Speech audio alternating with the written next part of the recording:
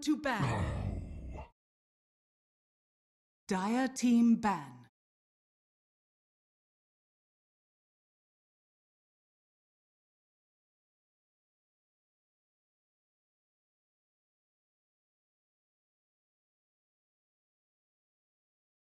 Ten seconds remaining. 5 seconds remaining. Reserve time.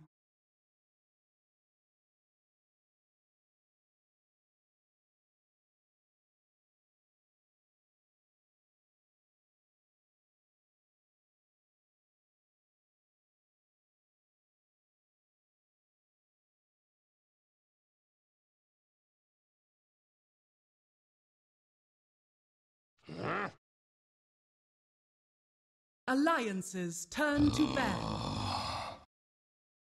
Dire team pick. Clockwork!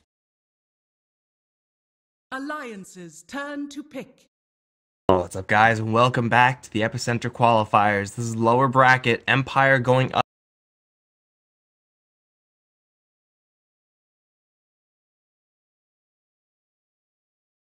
10 seconds. As they wrecked Alliance all the way into the second game. It was absolutely brutal. It's definitely one of those games that you would rather forget happened, and this is weird. God. I'm like Lawrence going to be your caster for this game and the next if there is a next. But Alliance, I'm concerned with the start. I made my concerns very clear in the last game, where Magnus and Ogre Magi is kind of putting all your eggs in one basket, and well, it didn't work last game. They got destroyed. So you know what you do when you get destroyed with a certain draft? You go ahead and draft it again on the same side. 5 seconds. What? Remaining. Why?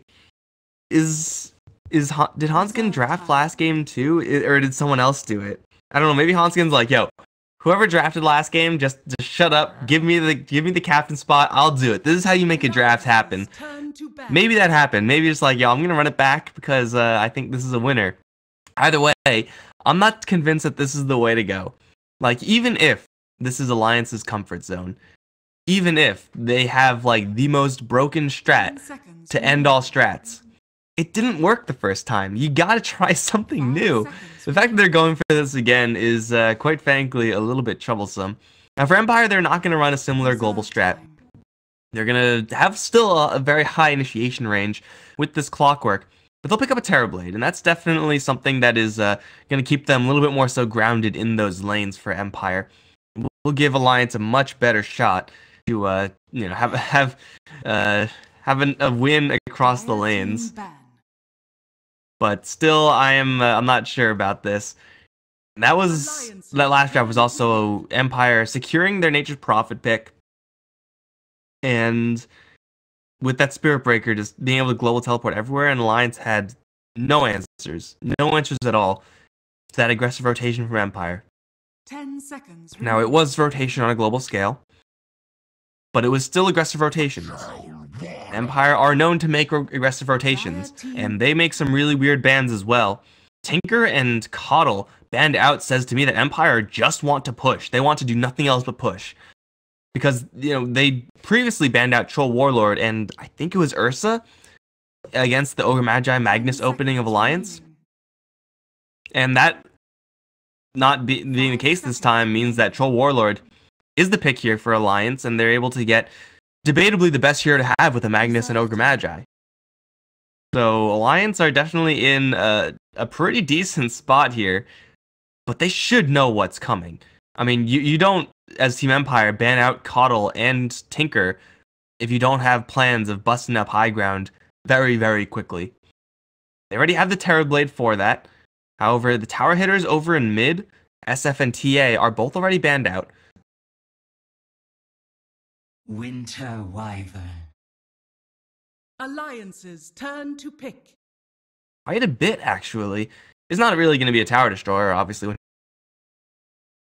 But this is going to be a really good answer to that choice. again, like Troll Warlord, very powerful with the cleave and with this Ogre Magi steroid. Dire team pick. You're able to curse either the troll or his allies with the troll caught in the curse. That is going to be a dead hero. Like, Troll Warlord will tear his allies a new one. It's not even going to be funny. It's going to be a little bit funny for me. Like, I love seeing the Winter Wyvern picked up because it's such a niche hero. Whenever it's picked up, it seems like it's the perfect hero. If it's anything but the perfect hero, just the weaknesses of the hero shine too much, and it kind of is a lukewarm performance. Dire Empire team pick up the back. axe for even more aggression, going to mess with the lanes a little bit. Winter Wyvern definitely support in every single game. We're gonna have a Clockwork support too. It looks like Empire will expect this Magnus to go into a solo lane, and it will try their darndest to make sure the axe is matched up against that Magnus.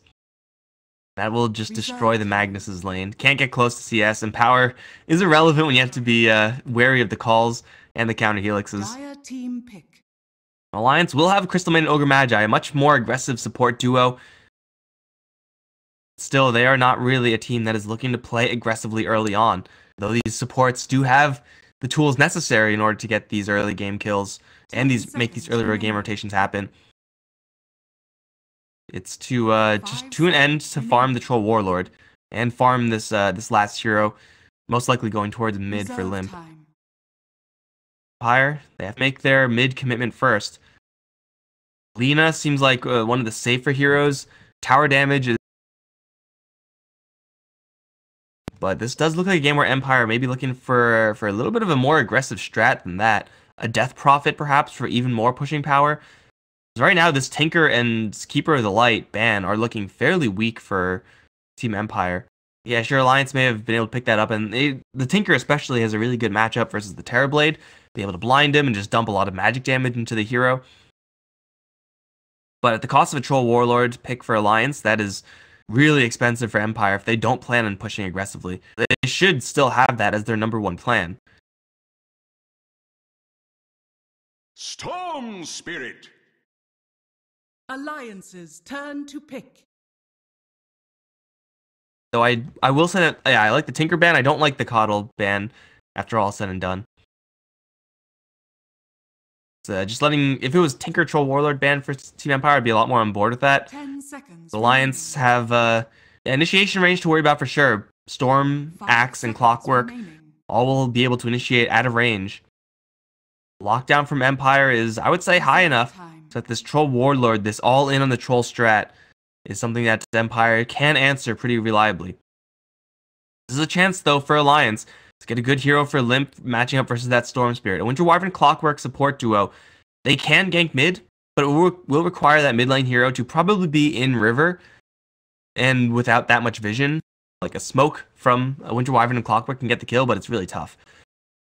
And Storm Spirit is a risky pick for Empire because he typically has more bad matchups than some of the other mid lane heroes, especially when going up against an Ogre Magi and a Crystal Maiden, and now an OD.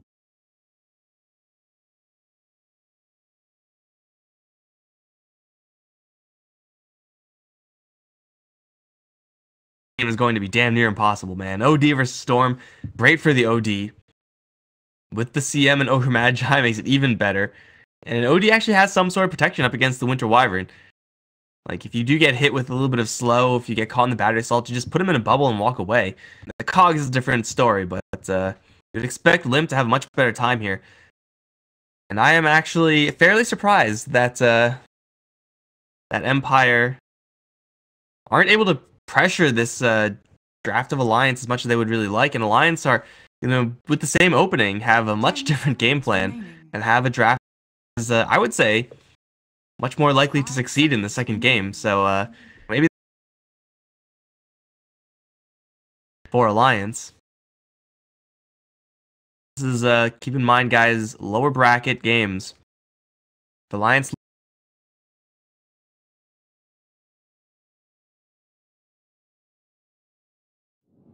the possible next opponents for either of these two teams. Now, excited to see her back into action.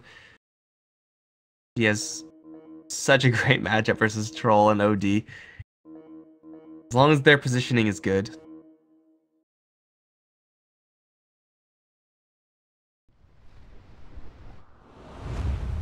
Come and get it. Winter Wyvern support is just one of those heroes. Sometimes you see him mediocre the entire game, other times you see him like the most broken hero in Dota. Able to save your allies from guaranteed death. Able to straight kill off an enemy with your ultimate. Point click, you're dead. Lena, eat your heart out, right? Winter Wyvern can sometimes do it. See how these lanes are going to break down here for the Empire side. It is going to be a much more standard laning phase for them. Outside of this clockwork, though. This clockwork is slightly abnormal. But I would say, you know, still normal enough for Empire. Empire really hoping for this mag matchup for Ghost Stick. It's not going to be the case. Kind of foolish for Alliance to try to offensive tri-lane this. The Axe will just go towards the bottom lane for right now, at least. Ghost Stick moving. Chappie isn't really moving, though, so it looks like, yeah, the Axe can chill. Or is he? Did I just make Ghost Stick move by saying he won't move? He can jungle, I suppose, but there's no real reason for him to do that. He's just patrolling, okay. They see me patrolling and they hate it. Miposhka is going to be on the roam clockwork. Boots first on him.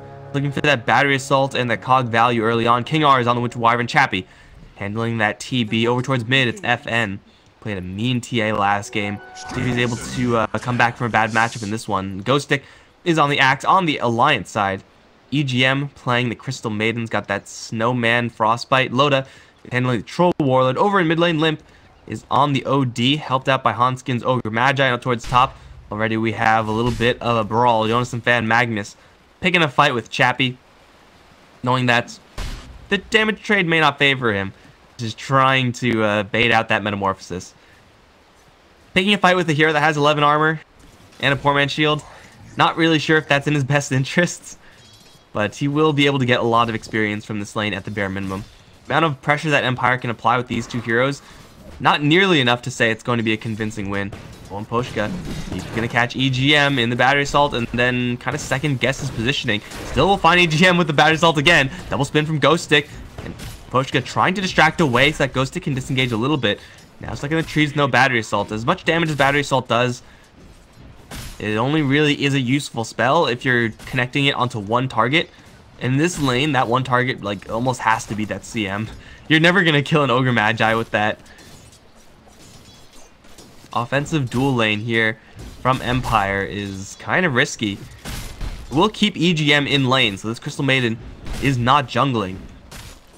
But she is, you know, against these heroes, as long as she's careful, probably going to get a steady stream of experience. The only thing she has to be scared of is going into the trees and then getting caught with Miposhka's battery assault. Bottom lane is definitely going to be very action heavy as Miposhka gonna find EGM in the woods. A fire blast the Axe first. Battery assault gonna slow down EGM a little bit, but it's not gonna be enough to save Ghost Stick. Right clicks will get the kill, and this battery assault is just not doing enough. Now hit with the Orb of Venom and Poshka. Battery assault getting him a little bit of space ahead of Hanskin, but still, fire blast is there. Right clicks will get the Ogre a double. EGM's taking creep shots the entire time, but this CM is more than okay. No range spells from this Axe. He's only level 1.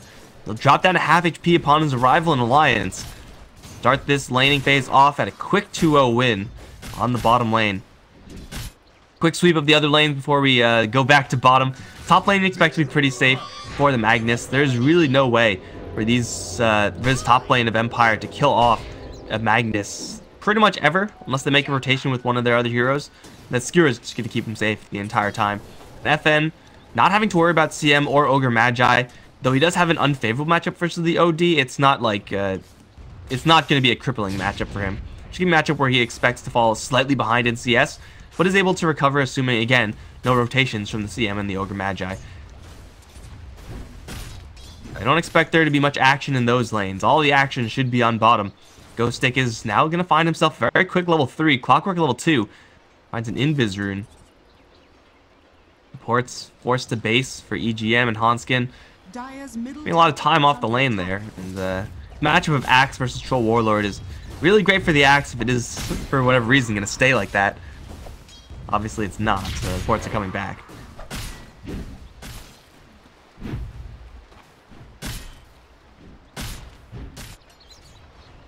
Alliance are doing a much better job in this game. Still with this kind of late game backup plan of Bloodlust and Empower. Both Chappie and King R are doing so much damage to Jonas and Fan. But again, not going to get the kill pretty much ever. Unless a mistake is made. And Magnus with the free shockwaves, just trying to get to those arcane boots. To have that CM aura working for him as well. Shockwave spam just to clear the waves. Pretty easy for him to navigate through that top lane. See the OD now. This lane advantage is going to have an empty lane. So FN is going to decide to go into the jungle. Got a couple of CS there. Like, there's a big difference between fighting a lane with a creep wave here opposed to a creep wave here when you're expecting a CM and an Ogre Magi. They'll abandon this bottom lane for right now. Poshka gonna find a double damage rune. If he runs into a CM, that's a kill. But CM and Ogre are going to skirt the distance with the smoke. No real valuable intel there. Miposhka wander into the lane to get experience, but smoke will blow. FN. Pings are out from everyone. Be unsuccessful. Now Miposhka gonna circle back around. Still picking a 2v1 right now. Cogs are going to be used to trap in the Ogre Magi, but he has enough time to beat himself out of here. And the battery assault was not actually used even, it was just the Cogs. And not exactly a lot of damage, just Cogs there now. The Clockwork, yeah, he'll survive, but take a lot of damage for pretty much free. This is going to be how the game 1 was supposed to be for Alliance. With lanes that are actually manageable. Yeah, they may not have like the perfect answers, like they are a little bit initiation light in the later stage of the game. They do have to respect this Winter Wyvern. Finding a lot more success in this game than the last. This game will actually, I would say, be a real game. Empire with these supports just don't have enough game versus Alliance. Chappie taking 2 shockwaves up towards top lane, pretty much already dead. Shockwave does an average amount of damage.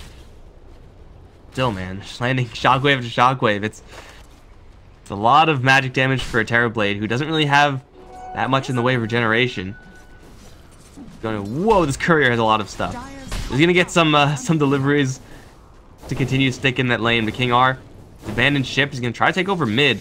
FN says, screw mid lane, man. I don't want to go up against OD. Just gonna try to farm the jungle. The Alliance are getting 3 lanes with the farm. Empire only really getting 1. It's a really good game state for Alliance to be in. Jonas Fan is, happy on towards top. Slowing down Chappie a little bit as well, though he will run into Miposhka. Did he see him?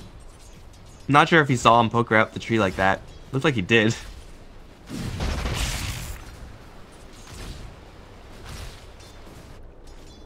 Bottom lane Ghost Stick is going to return. He was jungling for a little bit, as was FN, and FN looks like teleporting back into the jungle.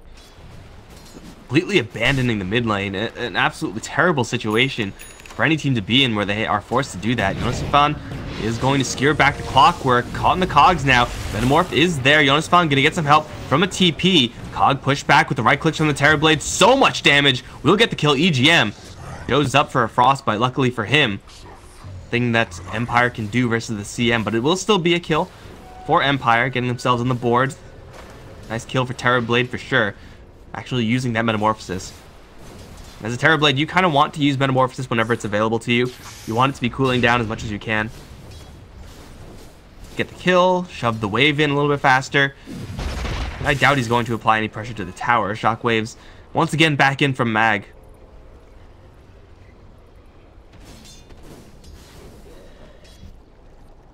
This game is a little bit troubling if you're an Empire fan. King R has been able to just get some clean experience, as pretty much all Winter Wyverns just want to do. If you look at the Clockwork, he's done very little.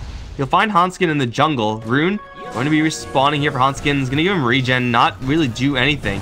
Battery Assault will do a lot of damage here, and this is the power of Clockwork support, because he can do damage like that. But in a 1v4 situation, he does not have much game. And Loda will come in, one right click, secure the Clockwork kill.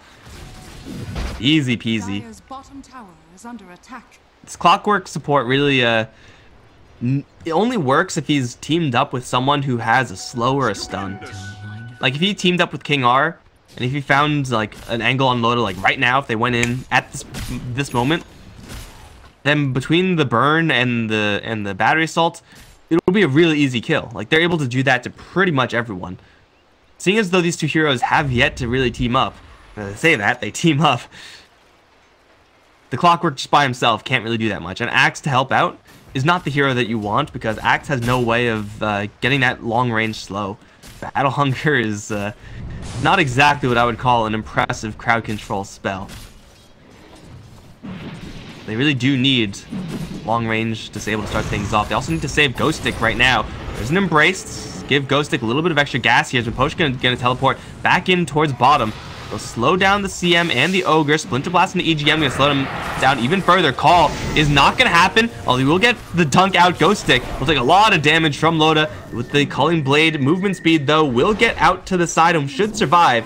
Naposhka, probably not. I'm not really sure how a Clockwork is supposed to get out of here. Just run, man. Run and hope that that axe doesn't kill you. Well, it killed him. It's a 1-for-1 exchange. They lose a Clockwork, gain a CM. It's a relatively even exchange for both sides, honestly. This axe we can see is just off to such a slow start. That's just the risk of having an axe with no way of getting into the middle of things. Good rotation from the OD as well. Guarantee that kill. And he's working with the Hand of Midas. If you're ever, guys, in a lane where you're up against nobody, Hand of Midas is a pretty good item to have. FN has returned, but the Storm Spirit really doesn't want to be playing the game. He wants to be playing a very different game here. Just farm up the jungle, avoid confrontation. He's been successful in doing so. Still is fairly competitive in the net worth, but is drastically behind the OD just because of this bad matchup. Power that Storm Spirit gives in the way of initiation may just not be what Empire need. Seeing as though this mid lane was the last selection for both sides. The Storm Spirit could have been a Lina, could have been a Puck. Puck may be a little bit damaged light, but it could have been a hero that actually would have had a decent shot in this matchup. Instead, this Storm Spirit is going to completely abandon ship. Top lane, Loda makes a rotation. Up towards top lane, will Berserk it down. Forever maxed out. This does so much damage. It's actually insane. The Empire will concede a lot of space around the map. Trying to get a little bit of farm here and there. Hey, this is something we haven't seen in a long time. Axe using the heal from the Winter Wyvern to farm Ancients. It's been a while since I've seen Axe and Winter Wyvern on the same team. Ghost Stick, careful, bro. King R, level 3, Splinter Blast, level 6 on the way soon. Wyvern is still getting a lot of experience, but actually a lot more than the Crystal Maiden Ogre Magi. Experience gain for Empire is actually insane considering how much they've sacrificed in their lanes. Ghost Stick almost has a Blink Dagger as well. I'm rather impressed by how Empire are able to stay so competitive in farm versus Alliance, despite only really being in one lane. Like, Axe is a freaking Blink Dagger 12 minutes in. It's like he was demolishing his lane. Obviously he wasn't, but this Blink Dagger is huge. Obviously, Blink Dagger on Axe is always going to be a really big item pickup. When you're behind as the Storm Spirit, really, really hard to come back in unless you get a lot of time to farm. And Storm Spirit with the Remnant can farm pretty quickly.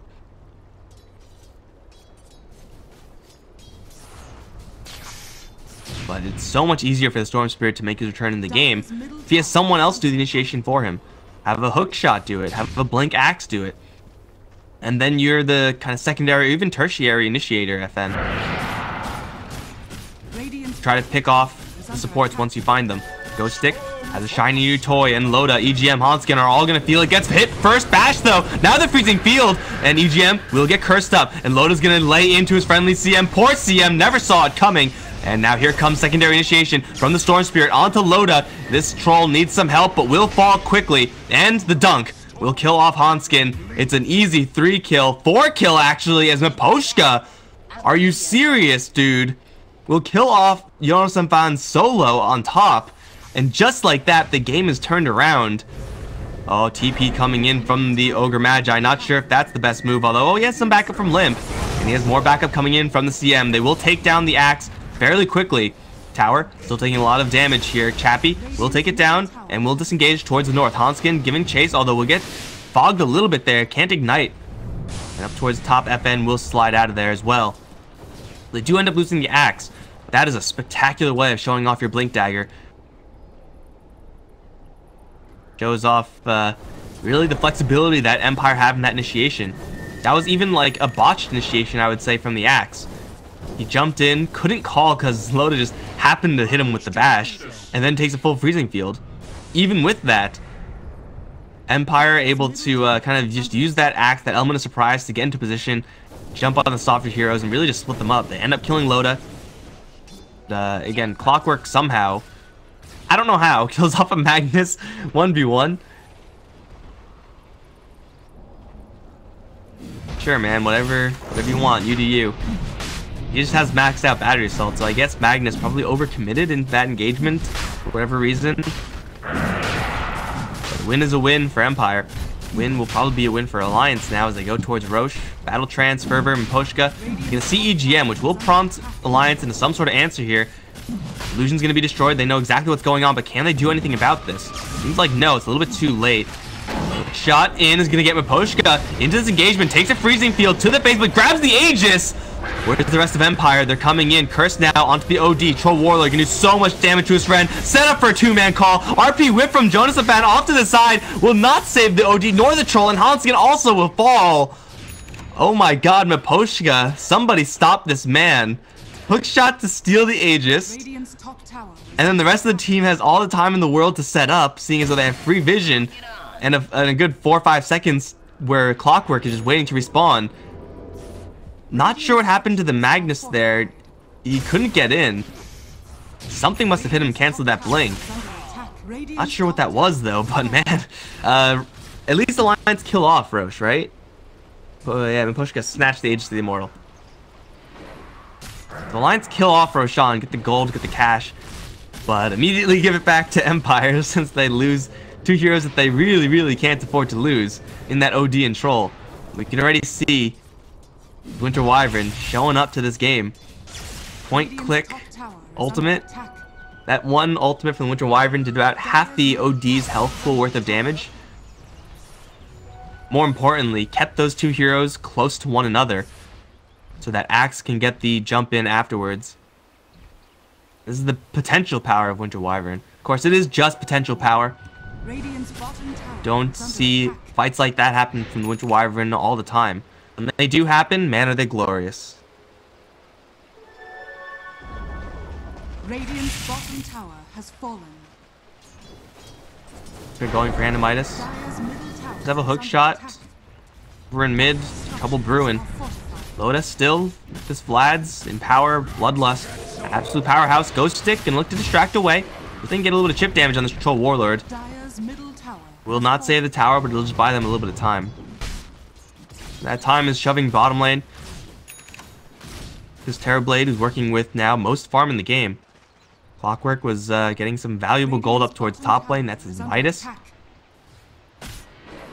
I'd expect Midas Blade Mail for Clockwork. Force Staff is okay up against Alliance. But hey, Clockwork 17 minutes in. Support Clockwork at that. The Hand of Midas is a pretty reasonable amount of farm. Especially since his early game was so slow. Looks like that's going to be the only Midas for the team. Wow, FN, off of those back-to-back team fight wins. Pure jungling Storm Spirit, it seems. Now with the Bloodstone. Again, this was a glacially slow start from FN, but much like in the last game, gets bullied out of lane. And then is able to recover just by handling the fights very well with the team. That's what I was talking about, like a Blink Axe, a Clockwork to initiate. I mean, the Storm Spirit can play the very flexible, very slow initiation game. Saying, okay, you guys can go on the Troll. I'll wait for the CM, or I'll wait for the Magnus. Gives the Storm Spirit so many options. Now with the Bloodstone, that extra health, that extra mana regeneration, options will be steadily coming in for the Storm Spirit. Whereas for Alliance, This positioning is kind of concerning for them. Not because they're in any danger necessarily. But as I say that, Ghost Stick is going to wander in. Because they are starting already to group up around Loda and protect his farm. Usually don't really want to do that for a couple more minutes at least. Like 25 minutes, 30. Yeah, you're going to be more okay doing that. This early on in the game, you should still feel comfortable wandering around the map on a solo hero basis and kind of greedily getting farm. That is not happening right now.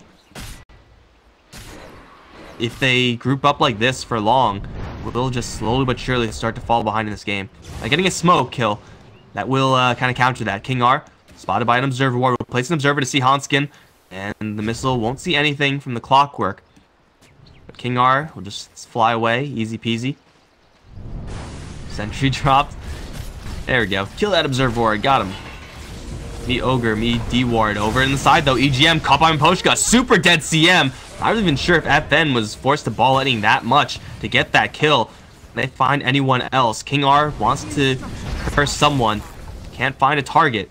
Lions will wander in and get their CM picked off. Chappie with the ultimate. It is an ultimate, right? Metamorphosis. With the metamorphosis transformation, we'll take down the tower.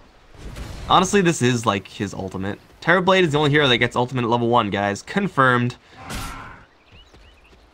Like, who cares about Sunder? It's all about that metamorphosis. The map is closing in on Alliance. Even with such a great start, not handling these fights well enough. Loda, he is, at least in theory, able to power farm very quickly. Not easy to do in practice if he's always going to be jumped and killed off first in the team fights. Haste. All the farm that he gets, remember, is going to be returned back in towards Alliance should a Winter's Curse land. It's like a fight is brewing. Clockwork up in the north side is going to find EGM along with FN. CM again. Blown to hell for anything else can happen from Alliance. Now King R tags Loda with the burn. A little bit of damage here and then fly away. Alliance get their free pick off. And once again, keep Alliance scared, and Empire are able to farm up in the downtime. Anamitis ticking away for Clockwork. Actually going to go for a Solar Crest. Don't mind that item one bit. I mean, it's this day and age in this patch. Who can say no to Solar Crest? OD really doesn't want to get an MKB though. Might get a Bloodthorn to help against that evasion. If you apply that to Loda, very easily tear him down. Apply that to whoever's hit with the curse, just to make Loda kill them faster. Some next level stuff with this Solar Crest build up from the Clockwork. That would actually be pretty sweet. It's like you curse Loda and Limp, and then you shine Limp, so that Loda kills Limp faster. Your own allies will be turned against you. Woke up from Alliance. We'll find nothing but illusions. They saw so many illusions, but no real heroes. Not a single one. And while this is happening, yes, Loda is pushing, but so is FN. Loda will tear down that tower. Easy peasy. Rest of Alliance rallying behind their troll. Rest of Alliance also not getting that much farm in the downtime. If Mag had a hand of Midas here, I'd be a little more okay with this. At least Limp has his.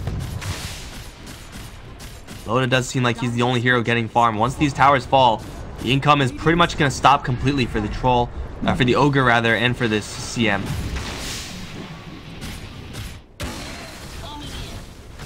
Mid lane being pushed by illusions. FN was able to take down top tier 2. So it is so far a 1-for-1 tower exchange. King R, Splinter Blast, able to clear the creep wave and force Alliance back. It is going to be a gold exchange that vastly favors Empire.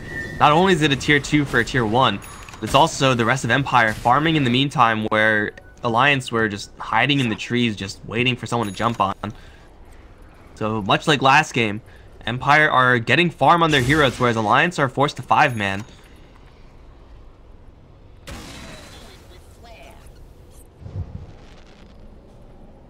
Flares from the Clockwork.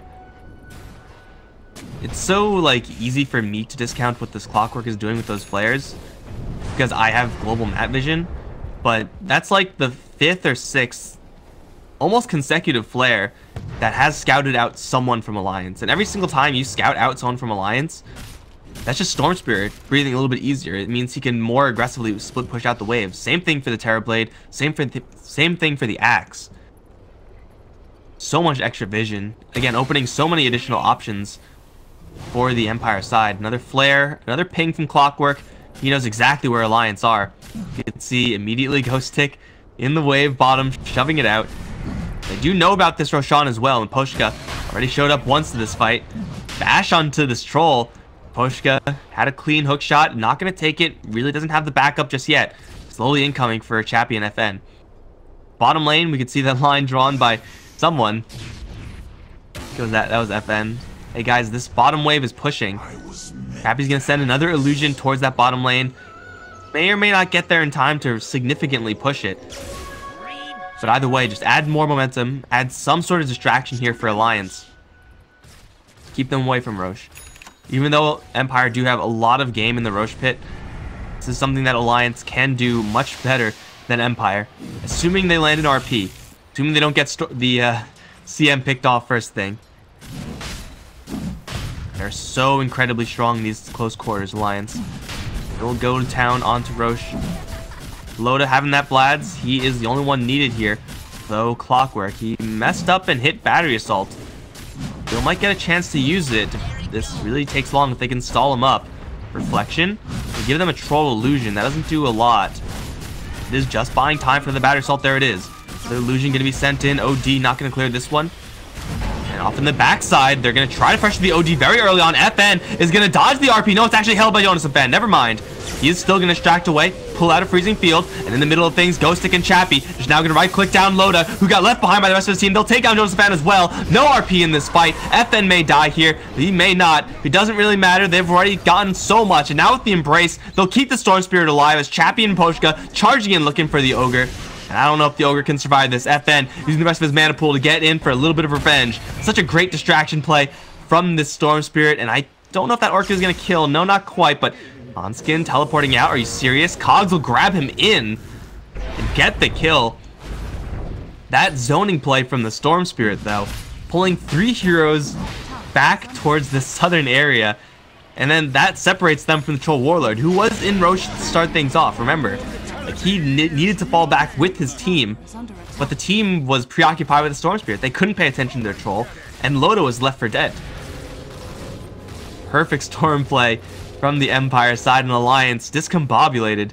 At least they still have the RP. Jonas and Fan hit that cancel button quickly enough. Still another crushing fight for Empire. 5-15, and much like in last game, it is a drastic edge for the Dire. Will continue to grow as they have more split push opportunities than Alliance.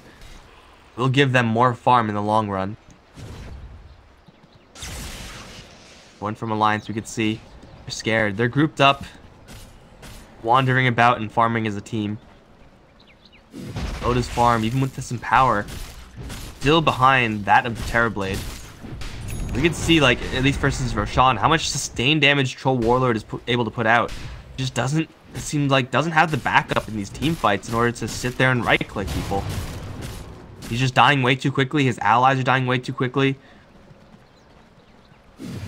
He just doesn't have enough burst damage. His sustained damage over time is unchallenged. But as far as killing off a hero really quickly, that's not what he does. That's what Terrorblade can do with his Metamorphosis, who also has no slouch in the sustained damage output game either.